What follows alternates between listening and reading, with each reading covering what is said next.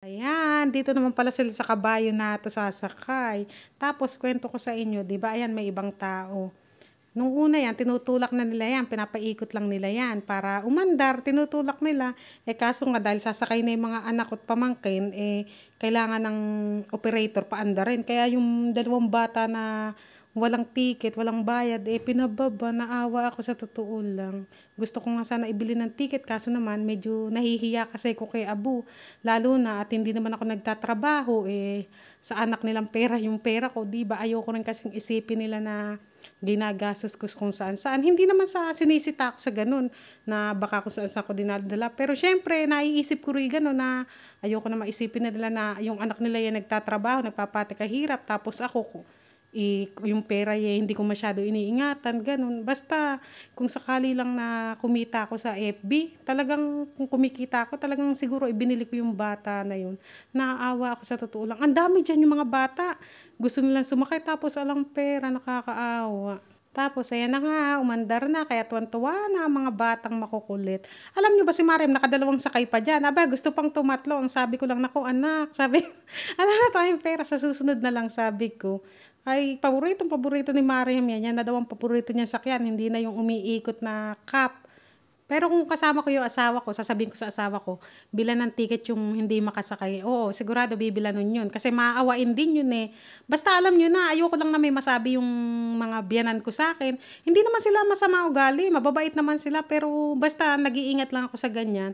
Alam nyo na, ayoko rin kasi magkaroon ng issue. Alam nyo na, basta gets nyo na yun, diba? Gets.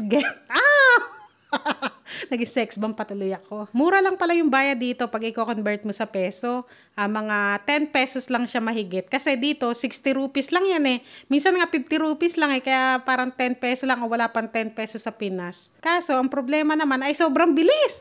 Abe, 2 minutes lang yatang mahigit. Tas hininto na, ano ba yan ka? Kaya bitin na bitin si Mariam eh. Abe, 2 minutes lang mahigit humihinto na. Inarasan ko nga kasi ang bilis-bilis naman kako matapos. Tapos ayun nga, 2 minutes lang siya mahigit. Pero okay na rin kasi mura nga lang siya. Kasi sa ibang park naman ay medyo mahal ang bayad. Siguro kasi dito sa park na to mura, medyo tagong lugar pa kasi ito, medyo liblib. Kaya makikita nyo yung mga rides ay medyo makaluma pa, unang panahon na yan. Pero sa Islamabad, na nagpunta kami, naku, ang mahal ng bayad sa mga rides.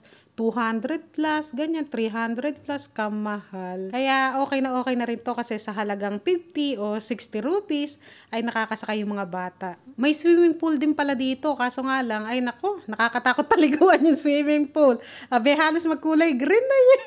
Sabi ko sa mga anak ko, nako, nung kasamahan namin yung asawa ko rin nung nakaraan, diba? Nakita namin yung pool. Sabi ng asawa ko, nako, Maria, wag mo hahawakan yung tubig sa swimming pool kasi nga kulay green na yung halos tubig. Ano ba yung kaka?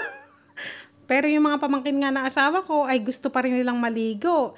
Ayaw naman ng asawa ko kasi nga wala silang baon na damit. Adi mababasa yung sasakyan ng biyanan ko. Sigurado, magagalit yun dahil ang biyanan ko ay mahal na mahal niya ang kanyang sasakyan. At ayan na nga, pahintunan tuluyan ang kabayo. Kaya kung mapapansin nyo, ay malungkot na ang itsura ng mga nakasakay.